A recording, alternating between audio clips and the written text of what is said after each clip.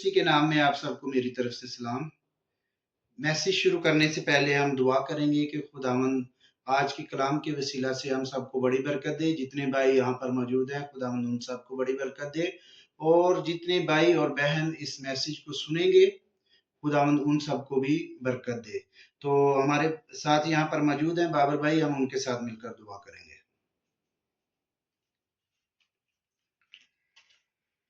कदूस कदूस खुदाए कादिर मुतलक बात, तेरा शुक्र करने आ, तेरी तारीफ तेरी तमजीद करने आ प्यारे जलाली बादशाह।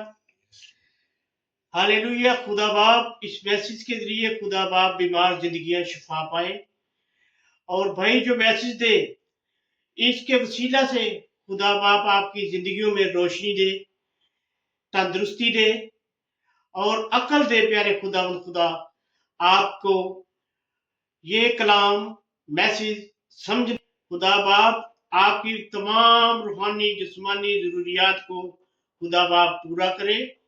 खुदा बाप आपके साथ है और आपको ढेरों बरकत दे खुदा के वसीला से, आमीन।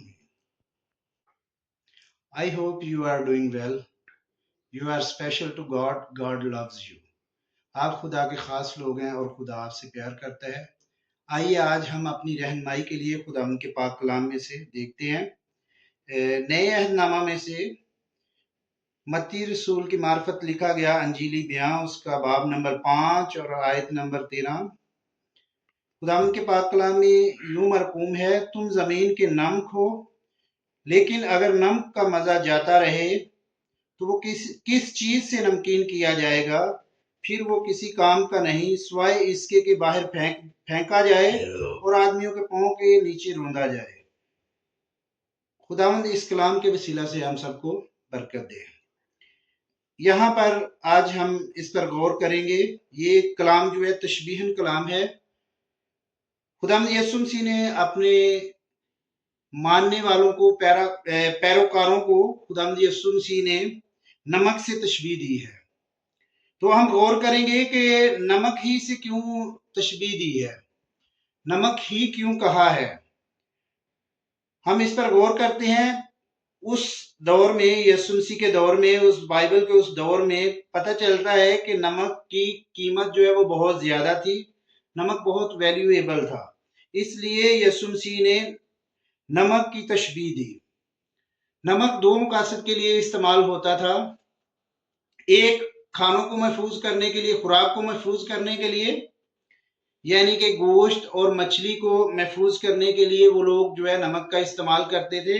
गोश्त और मछली को नमक लगा के रखते थे ताकि गोश्त खराब ना हो, मछली खराब ना हो, और जरूरत के वक्त जब उन्हें जरूरत होती थी वो उसको खाते थे, बनाते थे, खाते थे।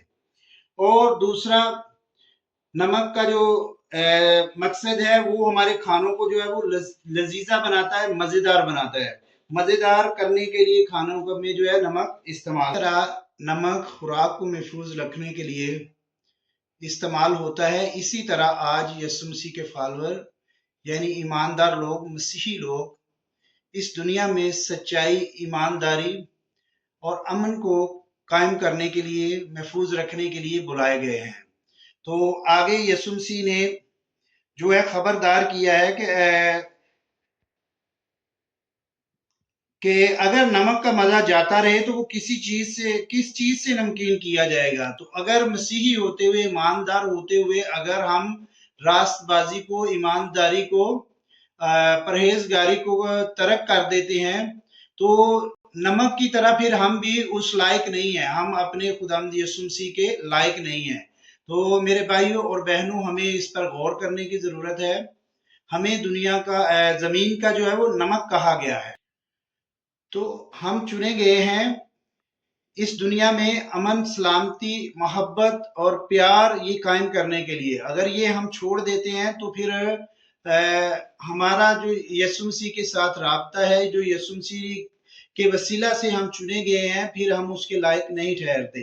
तो हमें गौर करने की जरूरत है कि हम चेक करें कि क्या वाकई जिस तरह हमें जमीन का नमक कहा गया है, हमारा चाल चलन, हमारा रवैया ऐसा है। लोग हमारे वसीला से बरकत पा रहे हैं, लोग हमारे वसीला से लोगों की जिंदगियों को हम महफूज कर रहे हैं, लोगों के हमारे वसीला से खुदावंद का कलाम दूसरे लोगों तक पहुंच रहा है, ये हमें गौर करने की जरूरत है मेरे बहनों और भाइयों। और खुदावंद जो है वो आप सबको महफूज रखने, अपने साथ चलने का फजल बख्शे। इस कलाम के इस हिस्सा पर आप गौर करें और खुदावंद से दुआ करें कि खुदावंद जो है हमें तौफीक दे कि हम उसके साथ फर्मा बरदार रहें और जिस मकसद के लिए उसने हमें बुलाया है, जिस मकसद के लिए उसने हमें चुना है, हम उस मकसद में कायम रहें, उसे पूरा करें। खुदावंद आज के कलाम के वसीला से हम सबको बड़ी बरकत दे। God bless you all.